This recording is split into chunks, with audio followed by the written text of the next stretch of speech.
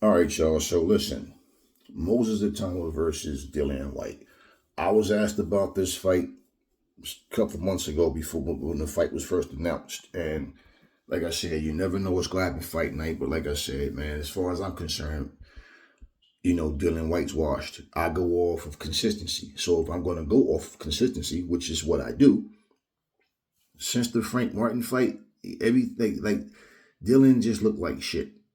Dylan looked like trash. After that fight with Frank Martin, it was just like, all right, at least in that fight, they went back and forth.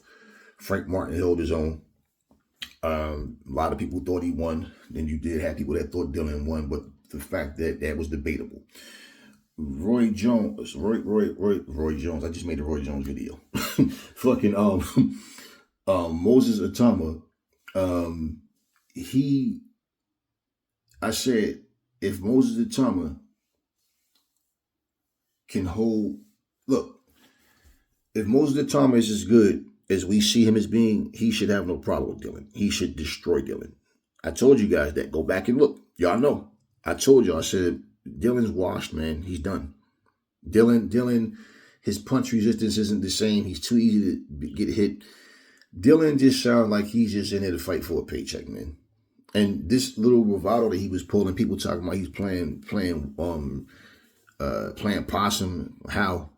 Like, oh, he's just acting like he's not going to go to war. Then when the bell rings, how's he playing possum? No, this talk about I'm just a chill guy, I'm just, man, and you guys are the experts, man. You want to know what I think? I think he already saw the threat in Moses Itauma. He knew the threat. And a lot of times these fighters take fights, but the closer it get to fight, right, to the fight, they realize, like, yeah, this dude is better than I known, or they start to feel different about the fight. But bottom line, talking shit is not what's going to win the fight for you. You know what I'm saying? So he goes in there. In fact, if you watch the fight, the first time I remember he got, Moses stabbed him to the body with a nice shot to the body. Then he caught him with something. I think it was a cross or straight. And you can see Dillian back up. Like Dillian didn't want to fight anymore after that.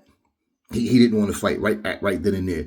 And Moses saw it, like, okay, he's just backing up. He's not trying to fight. I heard him. Okay, cool. And Moses just started unleashing on him. Went back to the body.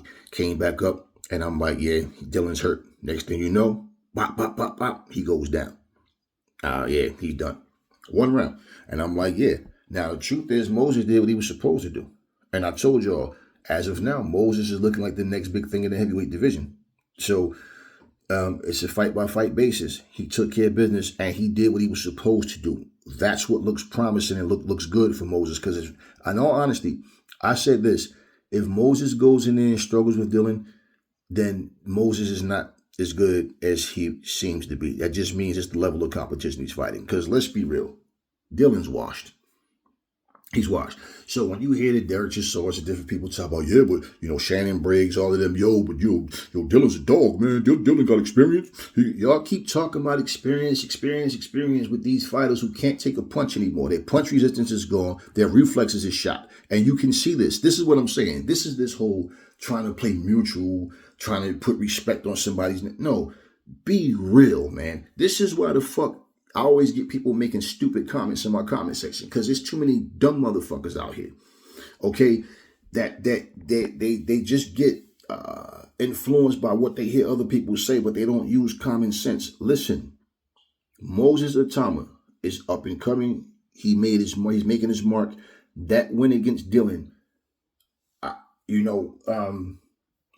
Moses don't want to sit back and take a bunch of junk fights. He wants to go up. He wants to go forward. So this is how you move, guys. You hear when Roy Jones said they moved Jared Anderson too soon, and Roy Jones said that this could be the same thing with Moses Itauma, and I'm like, no, because for one, Moses Itauma is better than Jared Anderson. He has more determination. He has more courage than Jared Anderson. Jared Anderson, we never saw him as like he's that guy. It was always like, he's fighting less like low level competition. We need to see him fight, and he's kept fighting these little small guys. We need to see him really fight a legitimate heavyweight. So when you say they moved him too fast against Martin McCauley, Well, how long should they wait to push him? Now, you the same guy that talk about Floyd waited to fight people when they was either too young or they was too old. Okay, wait. Look at Martin McCauley's age. So did he pick on Jarrett because Jarrett's young? Or did Jarrett pick on him because he's old? No, this is a fight that was presented to both of them. They both accepted the fight. So it's funny how y'all want to talk about how y'all fought everybody in y'all career. I'll fight anybody. But then yet y'all turn around and y'all want to make excuses for certain guys. Well, I said, nah, that's bullshit. Moses Itauma is definitely, look, he's definitely better than Jared Anderson. And let me say something. Martin McCauley, big fat lazy ass, is just lazy, man. He's not dedicated to the sport. He don't want to train. And I just one of these guys think he's just big and strong, can knock anybody out. He comes in at that pot belly. There's no way you should be coming there 300 fucking pounds, man. I mean, let's be real. The dude is just big and fat and he's lazy. It's as simple as that. He's lazy. And this is exactly why. Every time he fights, you motherfuckers always say what? What do y'all say every post? If Martin McCauley's in shape, because y'all know more than likely he's going to come in there fat and out of shape. But when he wins and he's fat and out of shape, oh, yo, he looked good. But when he goes in there and lose, or he had short notice, or it's like, bro, whatever, man. Whatever. But yeah, man, Moses did what he was supposed to do. Dillian Whyte is finished. I told y'all this shit. But you got the Dillian Whyte fans. Oh, man, you always want to give y'all opinions on something based on you liking the person. My opinion has nothing to do with whether I like a fighter or not. It has nothing to do with that. And like I said, going off consistency, what the fuck has Dillian Whyte shown any of us that made us think that this would be a competitive fight? So I said, Moses should destroy him. And early, this shouldn't be no back and forth all night. He should destroy Dillian. Dillian's gone. He's done, man. You see these old dogs that get in the ring and you know, they telling him shit like, yo, you in the best shape of your life, yo. I never seen you in this kind of shape before. Right. And he got knocked out in one round. So when you are in the best fight shape in your life, right? Toned up or whatever, he's always a fat looking motherfucker to me, even when he's, you know, more toned. But bottom line, yeah, I saw the weight loss and how he, you know, trimmed up more, you know, than what we usually see. What does any of that shit have to do when your reflexes are gone and your punch resistance is gone? Okay, yeah, fine. You were able to get down and burn some fat and get in better shape than you've been in a while, right? Did it help him? Did it help him at all? Okay, because pretty much when guys get knocked down and they get up and they say, "Oh, if it wasn't for this person being conditioned like they are, they wouldn't have been able to get up." Okay, so what did that do? When you watch him fight, y'all just think somehow, bow, something's going to click and they're going to just turn back the clock. I told you he's washed up, man. He's done. But instead of y'all understanding the reality, the facts of look at his fucking performances, nah, man, I think he's still got, okay, whatever. Okay, your opinion, you have the right to it and I have the right to mine. But notice how I keep calling these fights spot on. Notice how, and it's only because I'm paying attention to the fights, the fighters and what they're doing. I can be wrong. I can say some shit and then it don't go that way. I'm just going to tell you, well, it didn't happen the way I thought it was going to happen. That's all. I don't lose nothing. Y'all so petty that you want to be right so much when you say something. You just want an opinion. Regardless there's no actual logic behind it. I just like that motherfucker. I don't care about what the facts are. That's how y'all make decisions. And I'm like, I don't care about none of that shit, man. When this dude get in the ring, he's lackluster. He's slow. Okay? And he's there to be hit. And we know that Dillian, look, it's not just because it's an uppercut and they don't see the punch. Yeah, the fact that it just take one punch to knock you out. We've seen many people get hit with a hard uppercut. And sometimes they don't go down. A whole lot of times they don't go down. But this dude just he has no punch resistance, man. And like I said, Dillian's too easy to hit. Dillian doesn't ever have a game plan. Like he always say, I just come to fight, man. I don't have no game plan. I just come to fight, you know what I mean? I ain't care about all that boxing and dancing around, boy. I just come to fight. Right, but he didn't come to fight this time. Because you know what? Before he got in there with Moses, he knew the threat. When he got in there, he felt the threat. And fuck. And he started getting his ass kicked. Right from the first round, and he gets stopped in one round.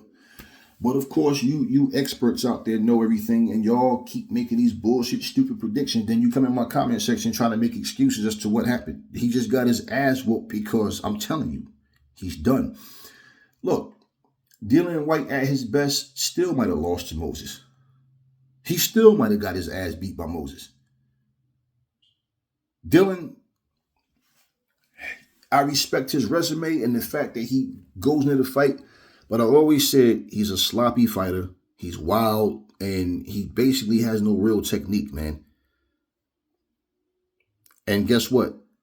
When those things are apparent in your younger portion of your career, what the fuck would you think is going to happen when you get older and those things are still happening? See, this is why people like Derek Chisora, y'all call somebody a gatekeeper and all that, and y'all start looking at, yo, but he fight hard, and y'all think everybody just going to have the same fortune. There's nothing cool about having like 20 fucking losses, man, but I'm just saying, when you do, and people say, yeah, but he always fight hard. Okay, what made y'all think Dillian was going to do the same shit? Come on, man. It is what it is. Now, where does Moses go from here? We just have to see. But like I said, what looks good for Moses is he did what he was supposed to do. But let's be frank on this. There's several other people who I think would destroy Dillian Whyte as well. So, you know, Moses keeps a level head and do what he's supposed to, he'll be all right. He should be all right. And basically, most of these older guys are probably going to try to stay away from him. And when you want to, yeah, but Dillian was daring to be great. Why? He dared to be great fighting a fucking prospect? No. Let's just say, because people talking about, did you see the interview with the face-off and the interview talking about, Dillian, you could have fought anybody. No, he couldn't. Because AJ's not on the table. And when he had that fight on the table, he failed the drug test. Okay. Deontay Wilder doesn't want to fight nobody other than whoever he handpicks. You know, Joseph Parker is there, but what does Joseph Parker gain out of beating? I mean, well, it would just be, okay, I won this rematch against Dillian Whyte. Aside from that, though, I mean, Joseph Parker just taking junk fights for what? You know, Joseph Parker should be in line to fight Usyk next, because I haven't heard Usyk make any retirement announcement. So, yeah, so if that's the case, yeah. Yeah. Now, if he want to just say, fuck it, I want my win back and go beat up on Dillian Whyte, okay, cool. But just saying, Dillian's done. But, hey, salute to Moses Itauma, man, because he did what he was supposed to do. And you know what, man? That's what it's about. All this rah-rah don't mean nothing. You can talk and get the people on your side, but guess what? When you get in that ring, people can't fight for you. You got to go in there and show and prove. Moses showed this is his time. Dillian's done. We don't need to, man, back in the day, Dillian would, yeah, whatever. This ain't back in the day. This is right now. Deal with the here and now. Deal with the reality. Y'all want to bring up fighters' age all the time, but the funny thing is, these fighters know how old they are before you do, stupid. But it's funny, Floyd was never old at no point, all the way up to 38 years old. Came back at 40 for $300 million, but he was never old. Floyd was always 25, 26 years old. but you know, yeah, it is what it is. Got to know when to hold them and know when to fold them. Talk to me in the comment section, y'all. Never fall in love with lies. Remember, the truth brings hate out of people, and I will catch y'all on the next video.